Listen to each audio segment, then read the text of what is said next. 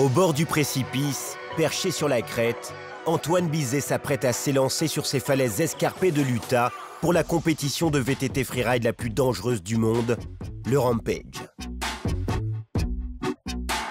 Depuis sa deuxième place historique l'an passé sur cette épreuve, le Français est attendu au tournant face aux 20 meilleurs pilotes de la planète. Pendant une semaine, nous avons suivi le quotidien éprouvant d'Antoine Bizet en quête de son Graal, une victoire sur l'épreuve la plus respectée du monde du VTT.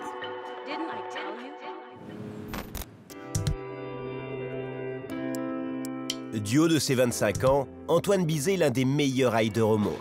Nous le retrouvons chez lui, à Versailles. Un petit échauffement matinal, la petite routine depuis quelques temps pour faire des chevilles en béton.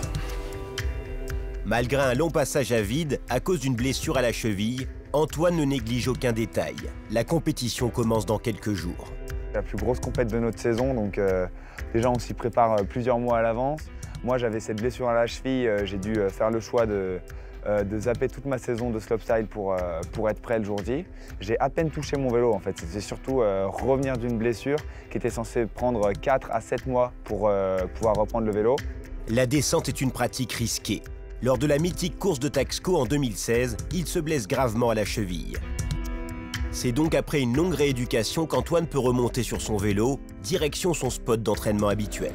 Mon entraînement, le plus tard je le faisais, plus je soulageais ma cheville et je respectais mon corps. Donc le riding, je l'ai minimisé, mais j'ai quand même fait bien attention. Je voulais être bien à l'aise sur mon vélo et que ce soit joli le jour J, que je ne sois pas sketchy, mais montrer le riding que je voulais.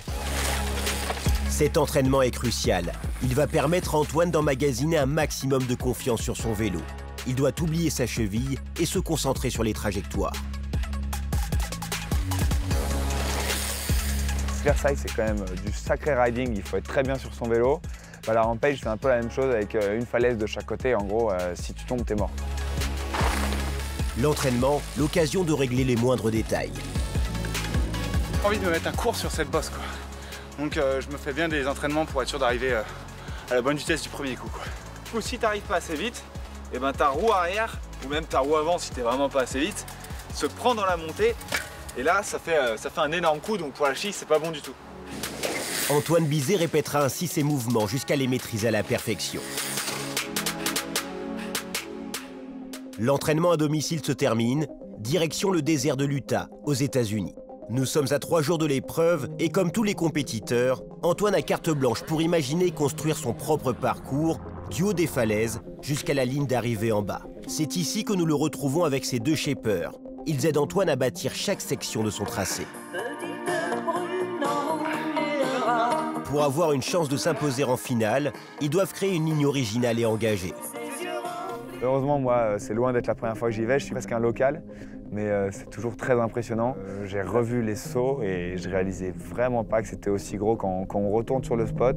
On remonte la ligne de la Rampage, je vais vous montrer tout ça. Ça fait 4 ou 5 jours qu'on creuse. Ça, c'est la bosse sur laquelle j'ai fait mon double flip l'an passé. L'année dernière, pendant son run, Antoine a plaqué cette figure inédite, un double backflip, qui lui a permis de prendre la 2e place de l'épreuve. Mais cette année, Antoine vise l'or. La difficulté principale de son parcours est un énorme saut. Pour le construire, il s'est associé avec un autre athlète, le Belge Thomas, alias Tommy G. Hélas, après 4 jours de travail, tout s'est écroulé. Et il y a tout qui s'est cassé la gueule, là tu vois encore quelques sacs tout en bas. Grosse galère. Voilà, donc là on est en train de reconstruire une base bien solide. Le saut qu'Antoine veut réaliser mesure 15 mètres de haut. Il doit maintenant prendre la lourde décision de continuer la construction ou pas. La finale approche.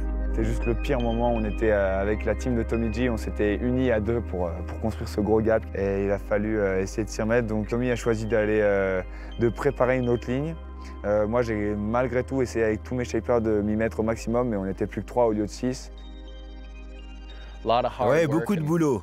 Et on a pas mal de questions sur le fait qu'on finisse à temps ou pas, mais je pense que ce sera bon et je suis vraiment excité de voir Antoine descendre cette ligne. Il a tellement de style. Je pense qu'il peut gagner cet event. C'est pourquoi on est là avec le crew, pour l'aider à le faire. Aujourd'hui, Antoine va pouvoir tester sa ligne. Allez, allez! Il doit maîtriser son parcours sur le bout des doigts. Premier jour de ride à la Rampage, on est en train de se préparer, ça fait plaisir. Enfin de pouvoir s'y mettre, de tester les lignes qu'on a construites et bon, il y a encore tous les trucs de l'an dernier à tester, donc je vais commencer par aller rouler le haut.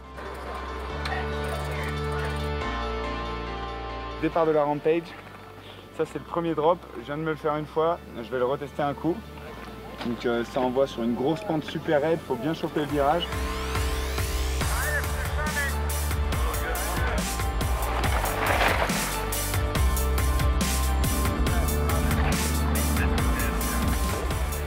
Ouais, ça envoie du bois, ça passe bien là, donc j'essaie de grossir un peu mon jeune et du coup je fais des petites finitions.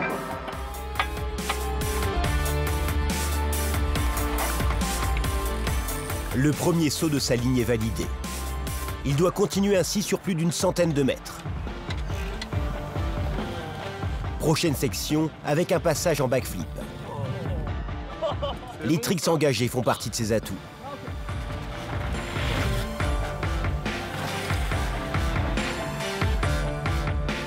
Ce qui est bien, c'est que j'en ai fait quelques-uns, donc je suis rodé maintenant. Et encore, là je pars de la récep.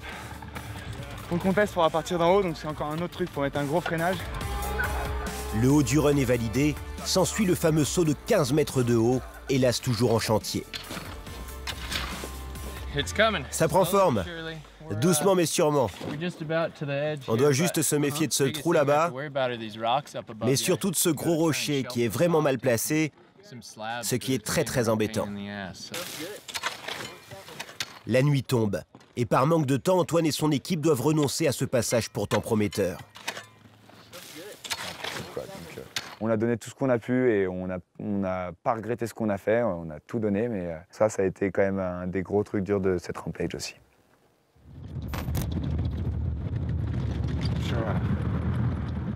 On est en train d'aller à la Rampage, donc les finales sont demain. Bon, je suis en train de voir avec mes shapers, on avait notre gros gap qu'on a essayé de construire qui n'a pas pu être prêt à temps malheureusement.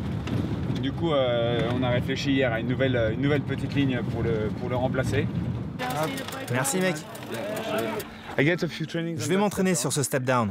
Je vais voir comment je le sens. Et si je peux plaquer un front flip, alors on changera cette partie de la ligne. Donc on crée une partie de freeride. Ouais. Si on casse tout ici, on aura suffisamment de terre pour faire un gros passage à cet endroit-là. Je pense qu'on devrait pouvoir le faire rapidement.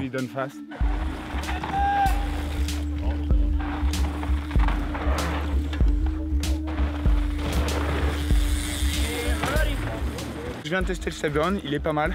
Du coup, on va faire une ligne pour reprendre l'ancienne ligne qu'on avait prévue et que je puisse quand même rouler ce step down dans ma ligne. Donc là, ils sont en train de se préparer à shaper comme des oufs. Place au plan B pour remplacer le saut de 15 mètres. Antoine semble avoir trouvé un bon compromis avec ce nouveau saut à la réception plus basse.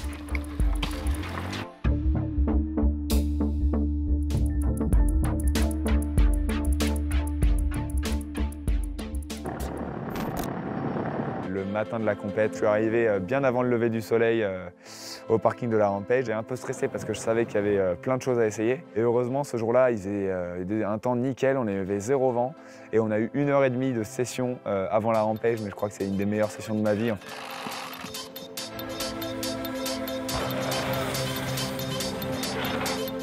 J'ai réussi à rouler la ligne qui passait pas, qu'on n'avait pas encore essayé, donc tout est passé nickel. Et je me rappelle qu'ils ont appelé pour le Riders Meeting.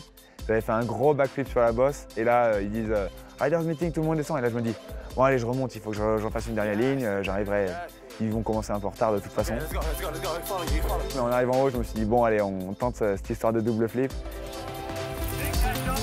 Ce double backflip donne un maximum de confiance à Antoine pour aborder la finale qui commence dans quelques minutes. Je pense que ce double backflip est le plus propre que j'ai jamais passé. Je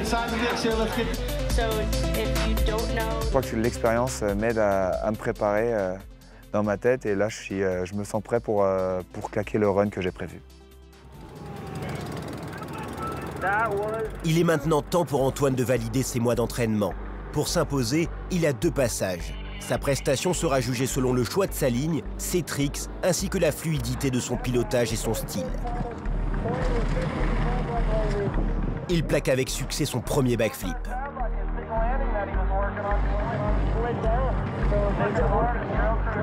S'ensuit un deuxième. Il enchaîne avec un front flip ultra engagé. Antoine est dans le bon rythme. Et il réitère l'exploit du double backflip.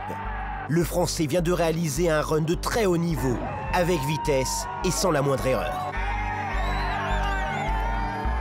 Ça s'est passé exactement comme je l'avais rêvé, comme je l'avais imaginé toute la semaine avant, donc trop content, quoi. Pourtant, le verdict des juges va être étonnant. Le score d'Antoine Bizet sera-t-il suffisant? 81,66, il rentre dans le top 10. 81,6. Le score est très bas, étonnant, loin du podium. Avec un run sur 2, Antoine pointe alors à la 9e place. C'est inadmissible ce qui s'est passé au niveau du jugement. Franchement, je ne sais pas si c'est une bande de potes ou s'ils sont coincés sur leur vision du riding qui est vachement restrictive. Mais genre, le riding, c'est bien plus que ce qu'eux ont vu de mon run. J'ai apporté plein de choses qui n'avaient jamais été faites avant. J'ai replaqué mon trick bien mieux que celui qui m'a... Mon double flip qui m'a fait monter sur le podium l'an dernier. J'ai perdu énormément à cette compète. J'ai fait le meilleur run que je pouvais. Je suis très content de mon riding et j'ai complètement été négligé. Sur place, Antoine tente de faire bonne figure. Mais c'est avec son sac à dos qu'il s'élance pour son deuxième run, sa deuxième chance.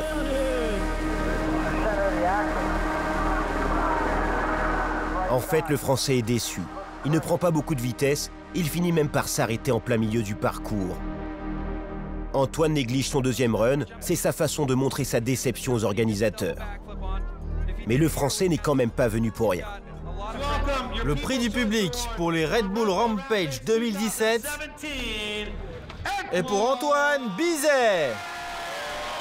Une belle revanche pour Antoine Bizet. Le public a reconnu son run comme étant le meilleur de l'épreuve. Et le public m'a mis à la première place de favori, donc c'est franchement une belle récompense. Et franchement, c'est fou, c'est la première fois que j'ai un prix comme ça, élu par le public. C'est quand même, quand j'y pense, c'est quand même magnifique. Ce sera le meilleur souvenir de cette édition. Et d'avoir tout le public derrière moi, malgré la décision absurde des juges, c'est la meilleure récompense.